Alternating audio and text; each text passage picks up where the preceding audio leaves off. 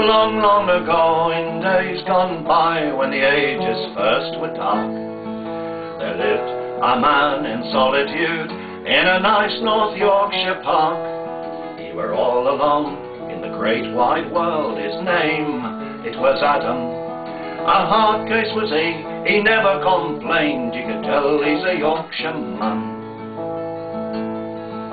He never used to wear no clothes except for his Sunday gear, and he lived on nuts and berries, cheese sandwiches and beer.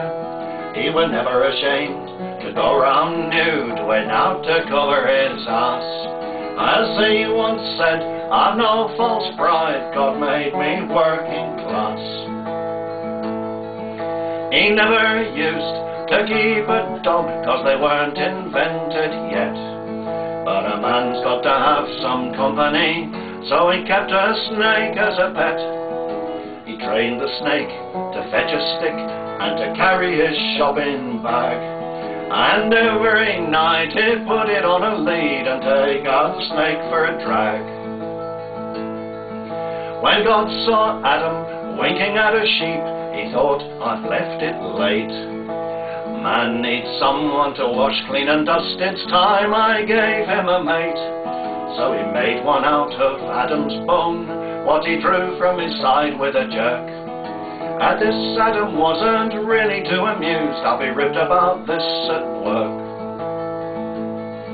And God said, nay, be patient lad, when you come home tonight, I'll have made a wondrous wife for thee, so be sure to treat her right.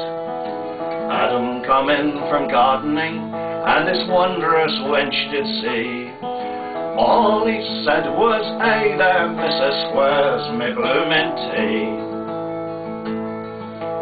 God said, nay lad, this ain't right, I must try to treat her kind. I know she's only a prototype, but she's really a grand design. She's really got some lovely points, you hardly know your luck. I know, says Adam, I'm no damn fool, but does the woman cook?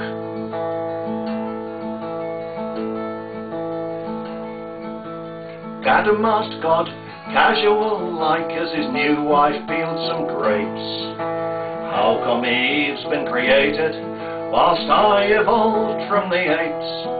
It's to give men something to argue about in future, since you ask.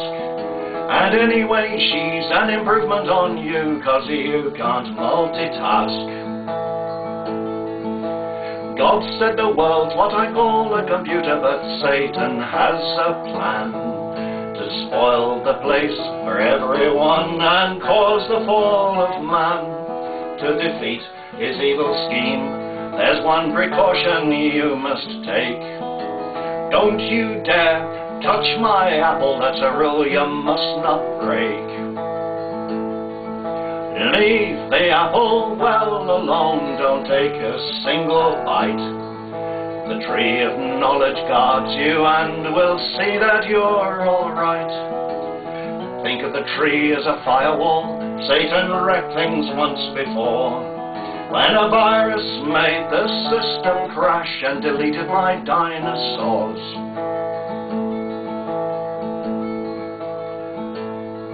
Now Adam hadn't got a clue what sex was all about. He thought it was done with Eve's navel, but how he couldn't work out. Eve told him all about birds and bees in an effort to change his habits, but he only began to understand when she took him out dogging rabbits. For a while they lived in harmony, but Eve disliked the snake. It never closed its lecherous eyes, when asleep it seemed awake. She never really understood quite why its tongue was forked, and she got the fright of her life one night when it opened its mouth and talked. Eve, it said, I'm not so daft, I could teach thee a thing or two. The apple, as God said, you mustn't eat, will do wondrous things for you. for it has taught me a snake to talk, and I have freely eaten. Just take a bite, and in bed tonight, Adam won't know what the hell has lit him. So Eve takes a bite, there's a great big bang, and the snake disappears with a flash. And God sent tears of rain to fall on paradise with a splash. Eve put on black satin knickers, fishnet stockings and suspenders, but Adam merely glanced at her legs and said them wellies should go to menders. What's for supper? Adam asked Eve. I'm starving, I could eat an horse. Right, said Eve, I'll cook one, and an apple for your second course. But when Adam tasted the apple, he at once looked most suspicious.